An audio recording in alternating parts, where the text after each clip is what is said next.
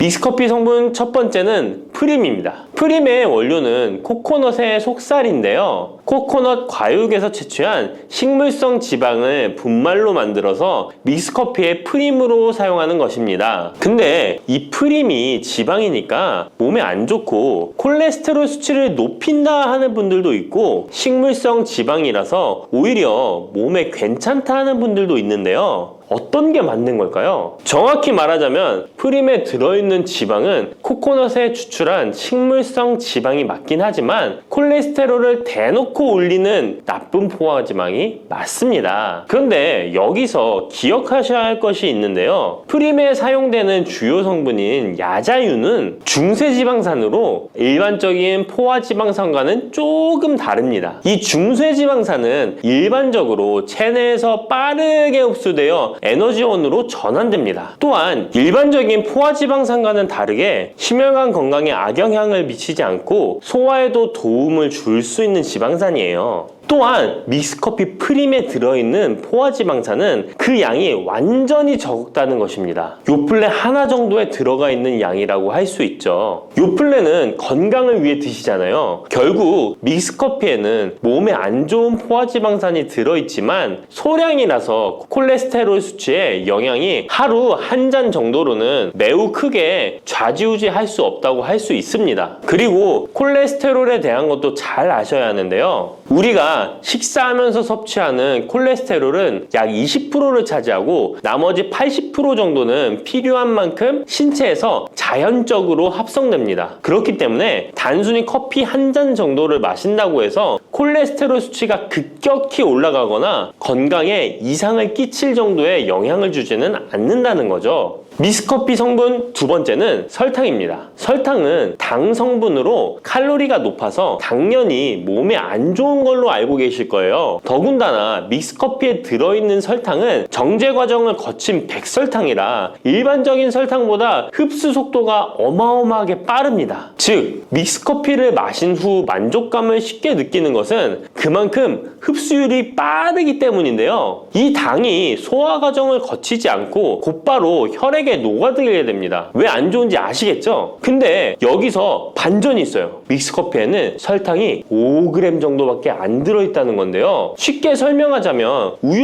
200ml 한 잔이 칼로리가 135칼로리 정도 되고요. 단순당 함량은 10g 정도 됩니다. 그리고 콜라 한 캔의 칼로리는 100칼로리 정도 되고 단순당 함량이 27g 정도 됩니다. 그리고 요구르트는 큰 거 말고 작은 요구르트도 칼로리가 45칼로리에 단순당 함량도 9g 정도 되는데요. 그렇다면 믹스커피 한 잔에 들어있는 칼로리는 얼마나 될까요? 믹스커피 한 잔에는 칼로리가 50칼로리 정도 들어있고요. 단순당은 6g 정도 들어있어요. 칼로리를 먼저 보자면 작은 요구르트 한 병 정도 수준인 거예요. 콜라랑 비교해봐도 콜라 절반 정도 수준이고 우유 200ml 한 잔하고 비교하면 3분의 1 정도 되는 거예요. 우유는 건강에 좋다고 드시는 경우가 많은데 칼로리로만 보면 믹스커피가 더 좋아 보이죠? 물론 칼로리만 비교할 수는 없겠죠. 그 다음에 단순당을 한번 비교해 볼게요. 단순당이 믹스커피 한 잔이 5g인데 작은 요구르트랑 비교해도 절반 정도 수준이고 콜라 한 캔이랑 비교하면 6분의 1 정도 수준이에요. 그리고 우유 200ml랑 비교해도 절반 수준인 거죠. 이렇게 비교하면 요구르트나 우유, 콜라 절대 먹지 말아야 하는 거 아니야? 이렇게 생각하실 수 있는데 그게 아니고요. 믹스커피가 그만큼 칼로리와 단순당이 생각하시는 것보다는 적다는 거예요. 칼로리와 단순당이 높으면 당연히 몸에 안 좋을 수 있는데 생각하시는 것처럼 믹스커피에 많지 않고 적응량이니 하루에 5잔, 6잔씩 매일 꾸준히 드시는 거 아니면 심각한 질환을 초래할 만큼 영향을 끼치지는 않습니다. 그러면 하루에 몇 잔까지 먹는 게 괜찮을까요? 일단 당뇨가 있거나 당이 높으신 분들은 하루 한 잔 정도가 적당한데요. 식후 3시간 정도 후에 드시는 걸 추천드립니다. 그리고 당 체크를 계속 하시니 당 수치가 높지 않으시면 2잔 정도까지 드셔도 괜찮으실 거예요. 당뇨가 없으신 일반인 분들은 하루에 2잔에서 3잔까지도 상관이 없으시고요. 그렇다고 이를 매일매일 드시는 것은 적은 양이라도 몸속에 쌓이기 때문에 그리 좋지는 않다는 거 다들 알고 계시죠? 그래도 건강을 위해 미리 예방하는 차원에서 식후 바로 드시지 마시고 2시간 정도 후에 드시면 좋습니다.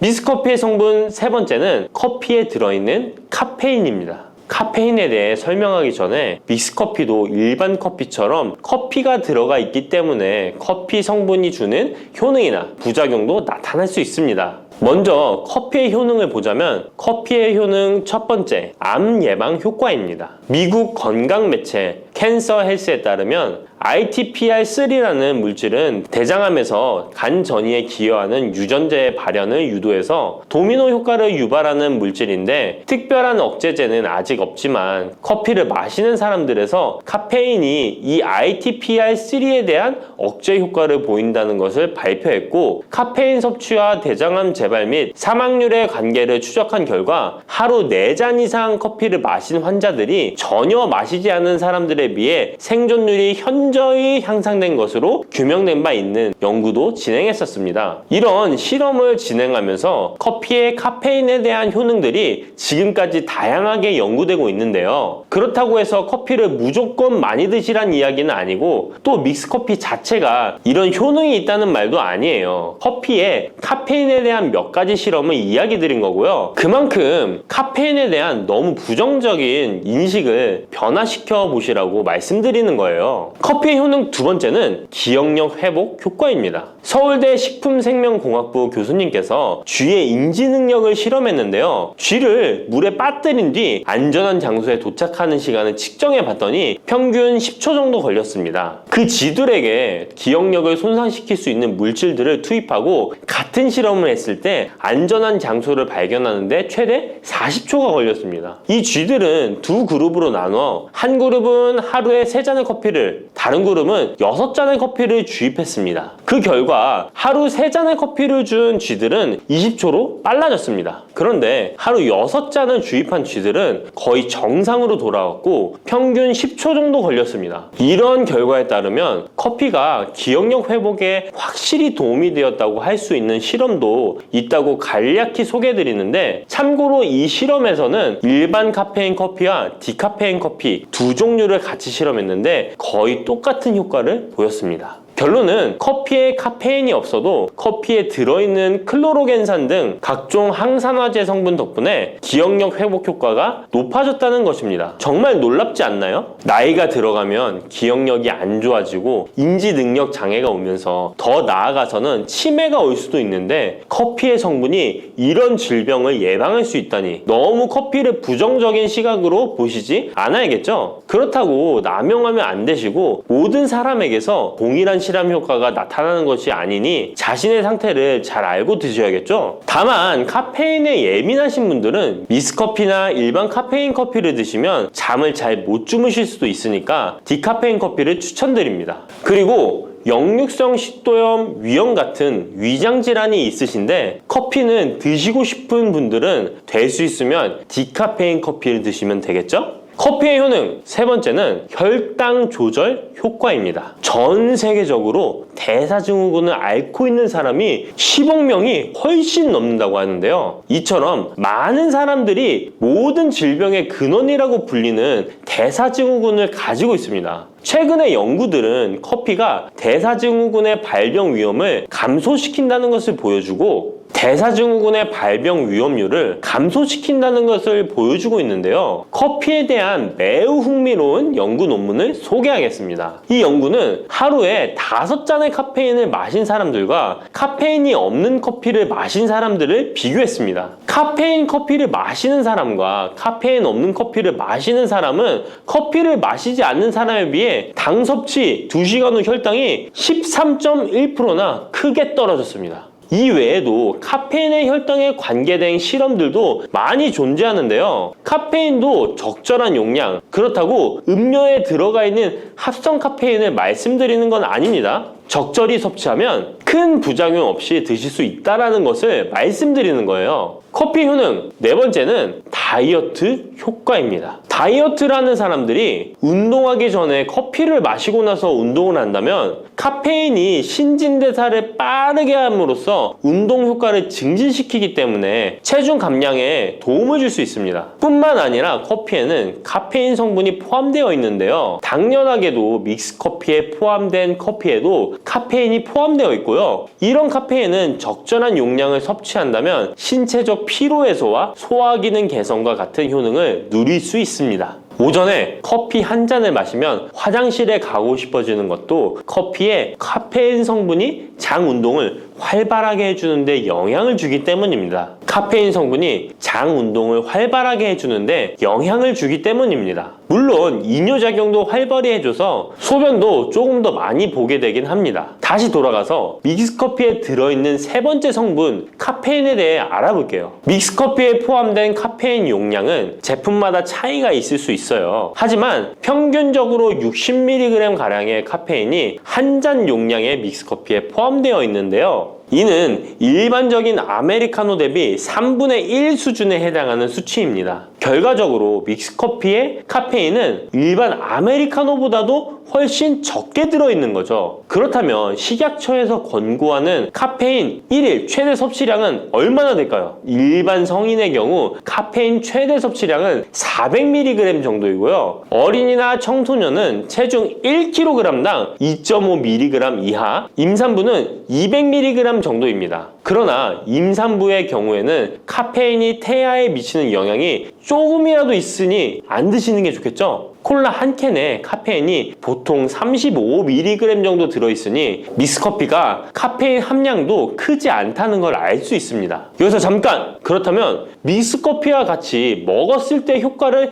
극대화시킬 수 있는 식품이 있을까요? 커피와 같이 먹으면 좋은 음식, 첫 번째는 강황입니다. 노란 빛깔의 강황가루를 넣은 커피를 골든 라떼라고도 부르고 있습니다. 강황이 몸에 좋다는 사실이 알려지면서 이미 미국과 유럽 등 전 세계적으로 엄청난 인기를 끌고 있는 새로운 종류의 커피 중 하나인데요. 강황에 함유된 커큐민 성분에는 강력한 항염 효과를 지니고 있어서 체내의 염증 유발 물질을 억제하며 암세포가 발생하고 증식되는 위험을 낮춰줍니다. 또한 우울증을 완화하는 데도 도움이 되며 기억력을 개선하고 치매를 예방하는 등의 다양한 효능을 가지고 있습니다. 강황 커피는 커피 한 컵에 강황 한 티스푼을 넣어 마시면 좋은데요. 강황 속의 커큐민은 우리 몸에 굉장히 흡수되기 어려운 성질을 가지고 있습니다. 그래서 세계적으로 유명한 원료 기업들은 각 기업마다의 커큐민 흡수율을 높인 특허 원료를 만들어내곤 하는데 간단하게 흡수율을 높일 수 있는 방법이 있습니다. 바로 후추입니다. 미국 텍사스 주립대학에서 실시한 연구 결과 강황의 커큐민은 후추의 페페린과 만나면 흡수율이 2000%까지 높아지는 것으로 나타났습니다. 강황 커피에 후추를 아주 살짝 넣어 드시면 건강 개선 효능을 높일 수 있으며 만약 향이 강하다고 느껴지신다면 우유를 조금만 넣어 드셔도 아주 좋습니다. 믹스커피와 같이 먹으면 좋은 음식 두 번째는 계피입니다. 커피에 계피를 넣으면 아주 향긋한 커피를 즐길 수 있어요. 후추와 정향에 이어 세계 3대 향신료 중 하나인 계피는 이미 수천 년 동안 약재로 사용되어 왔으며 여러 연구를 통해 계피의 다양한 효능이 입증되어 왔습니다.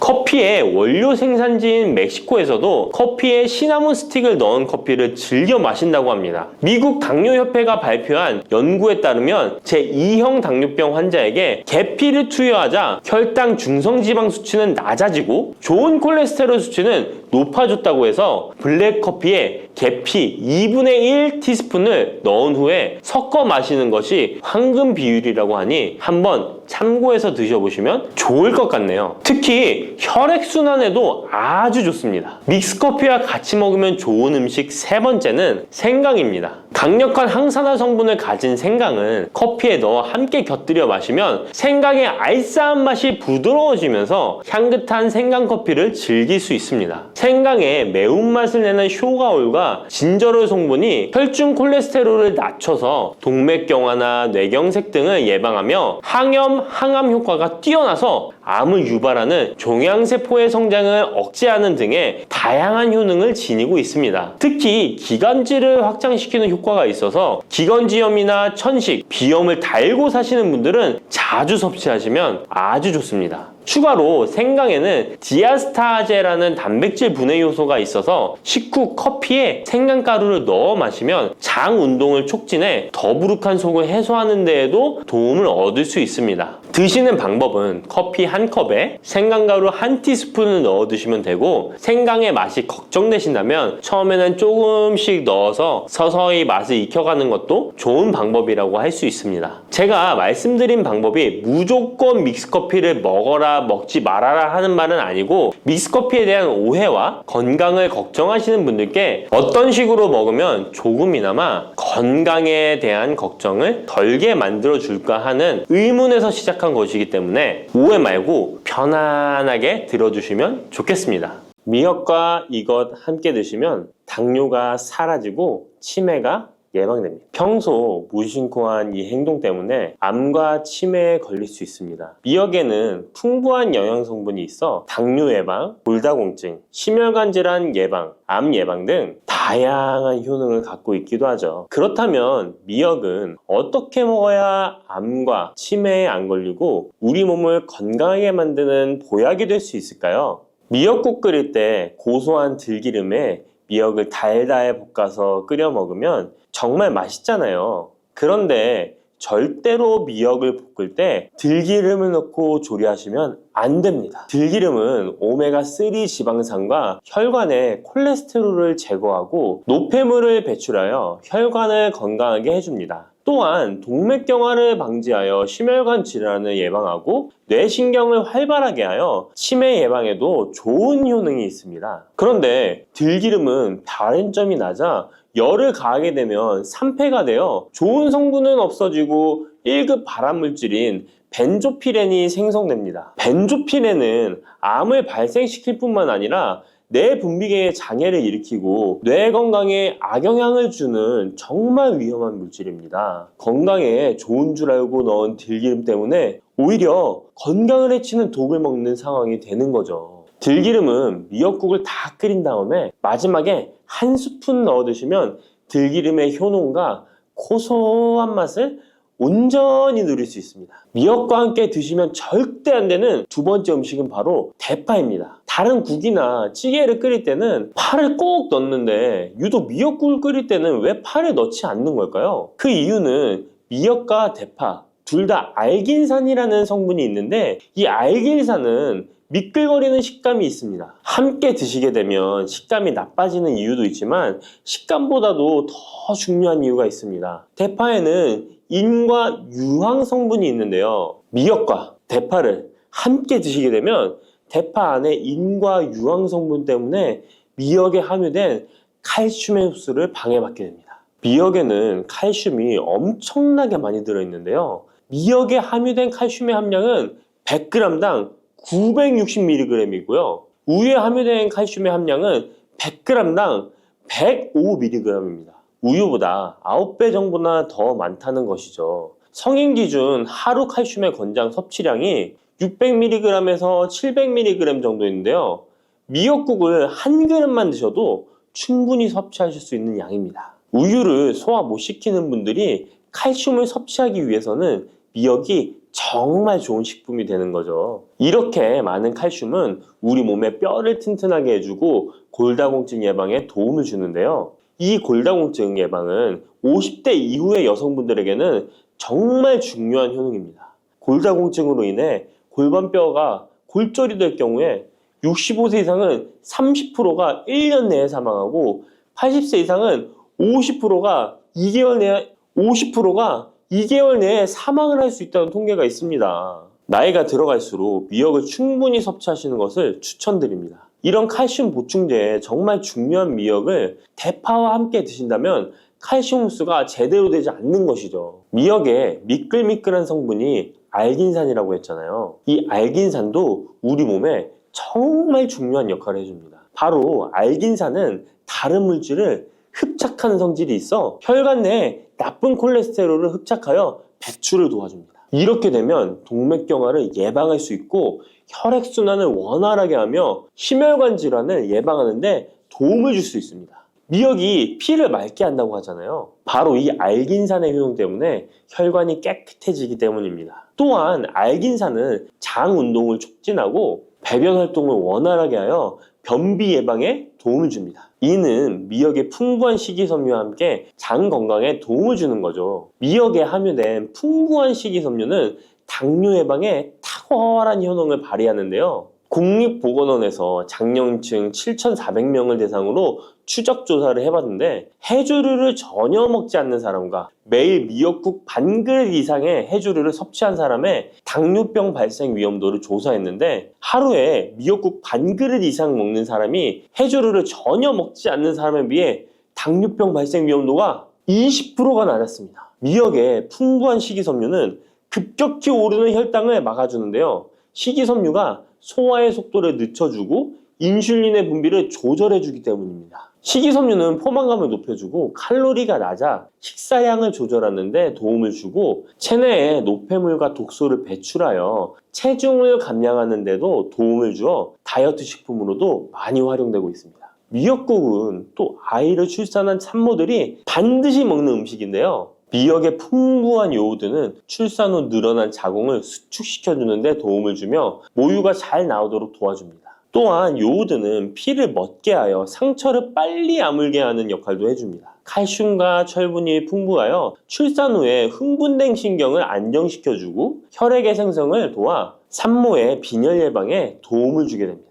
또한 칼륨이 풍부한데요. 칼륨은 체내 나트륨을 배출해주는 역할을 해줘 산모의 부종을 완화시켜주는데 탁월하기도 합니다. 그리고 요오드는 산모에게 좋을 뿐만 아니라 신진대사를 촉진하여 몸에 에너지를 보충해주는 역할을 합니다. 요오드가 부족할 때 나타나는 증상들이 있는데요. 몸에 기력이 없다고 하죠. 힘이 없고 피로감이 높아지게 됩니다. 신진대사가 원활하지 않기 때문에 몸의 영양소를 소모하지 않게 되어 체중이 증가하게 되고요. 피부가 건조해져 거칠어지고 탈모도 일어날 수 있습니다. 나이 들면서 인지 능력이 떨어지는 것도 요오드 부족의 한 현상일 수도 있습니다. 요오드가 부족하면 우리 몸의 호르몬의 중추적인 역할을 하는 갑상선에 문제가 생기는데요. 바로 갑상선 저하증이 생길 수 있습니다. 이러한 문제들을 미역을 섭취함으로 예방할 수 있는 건데요. 요오드의 하루 권장 섭취량은 2.4mg입니다.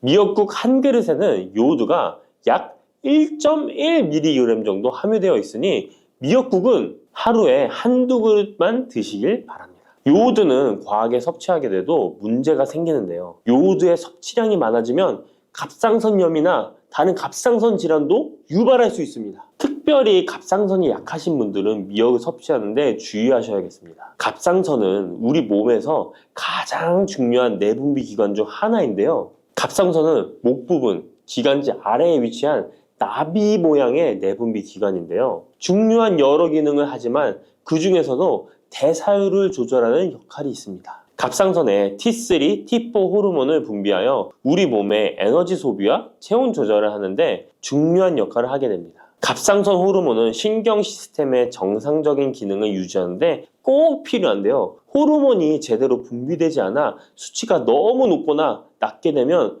우울, 불안 증세, 기억력 감퇴 등의 문제도 발생할 수가 있습니다. 이 갑상선 호르몬에 영향을 미치는 것 중에 요오드가 있는데요. 요오드가 부족하면 세계보건기구에서는 뇌세포가 손상되고 치매가 발생할 수 있다고 보고하고 있습니다. 갑상선 저하증이나 항진증이 있는 분들이 요오드가 많은 미역을 많이 드시면 오히려 건강을 더 해칠 수가 있습니다. 건강하신 분들은 미역을 많이 드셔도 호르몬 조절이 잘 되어 문제가 없지만 갑상선에 문제가 있어서 호르몬 조절이 잘 안 되는 분들은 이 요오드의 수치가 높아지게 되면 체내에 활성산소가 증가하게 되어 염증을 일으키고 갑상선염을 유발하고 극히 드물지만 심해지면 갑상선 암으로도 발전시킬 가능성도 있습니다. 따라서 갑상선에 문제가 있는 분들은 미역을 드실 때 주의하셔야 합니다. 날이 갈수록 암의 발병률이 높아지고 있어서 암에 대한 관심도가 높아지는 것이 사실이죠. 이처럼 미역에는 강력한 항암 효과가 있어 건강식품으로도 아주 좋은데요. 미역에는 요오드, 식이섬유, 칼슘, 비타민 등 많은 영양소가 있다고 했잖아요. 그런 것보다 훨씬 중요한 것이 있습니다. 바로 후코이단이라는 성분인데요.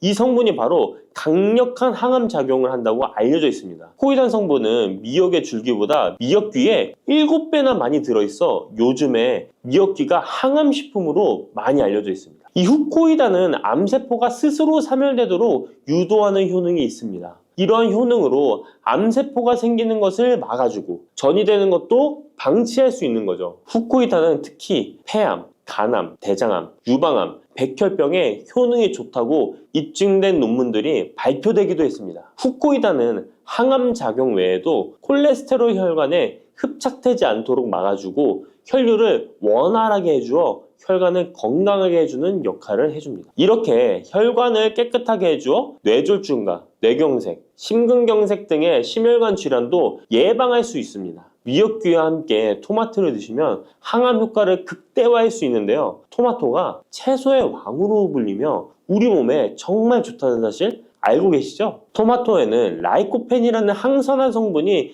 풍부하게 함유되어 있습니다. 라이코펜은 강력한 항산화 작용으로 몸 안의 활성산소를 제거하여 혈관을 건강하게 하고 염증을 제거하여 노화를 예방할 뿐만 아니라 미역의 후코이단과 만나 암세포를 제거하는 강력한 항암작용을 하게 됩니다. 미역과 함께 드시면 효과가 극대화되는 음식으로는 두부가 있습니다. 콩으로 만든 두부는 식물성 단백질이 풍부해서 건강식품으로 우리 식탁에 정말 많이 올라오죠. 두부에는 단백질뿐만 아니라 사포닌 성분도 풍부하게 함유되어 있습니다. 사포닌은 인삼, 홍삼, 더덕 등에도 풍부하게 함유되어 있는 성분인데요. 이 사포닌은 면역력을 강화하고 체내의 활성산소를 제거하여 노화를 방지하고 항암작용도 하여 암을 예방하기도 합니다. 정말 기적과 같은 성분입니다. 그런데 이 사포닌의 단점이 체내에 요오드를 배출하여 요오드 결핍이 있는 분들은 주의하셔야 하는데